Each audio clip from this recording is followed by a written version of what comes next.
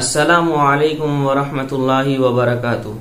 मोहतरम नाज़रीन इकराम, उम्मीद है कि आप लोग खैर आफियत से होंगे।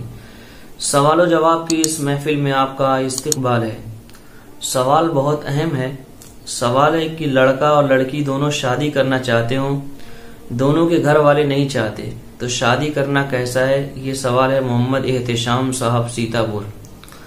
और एक दूसरा सवाल इसी से मिलता जुलता है कि लड़का लड़की को पसंद करता है और उससे शादी करना चाहता है, पर माँ बाप राजी न हो तो क्या करें?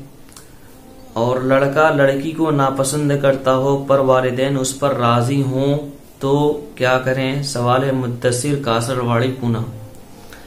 भाई, तीनों का जवाब तो एक ही है। शरीयत इस बात की इजाजत देती है, शरीयत के अंदर है कि जब लड़का और लड़की बालिग हो जाएं तो वह खुद से निकाह वगैरह शादी वगैरह कर सकते हैं, यानी शरीयत उनको ये इख्तियार देती है।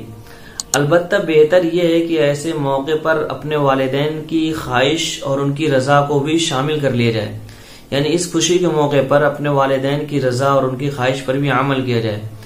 ये उसी वक्त होगा जब उनकी पसंद के मुताबिक, उनकी यानी मन के मुआफिक आप निकाह करेंगे, शादी करेंगे।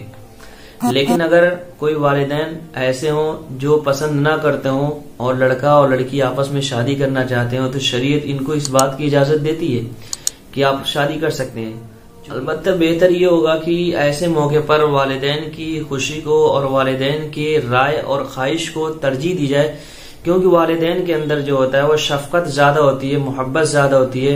वो अपने औलाद के बारे में अच्छा सोचते हैं। वालिदैन कभी अपने औलाद का बुरा नहीं चाहते, तो ऐसे मौके पर वालिदैन की ख्वाहिश और राय पर अमल करना बेहतर है।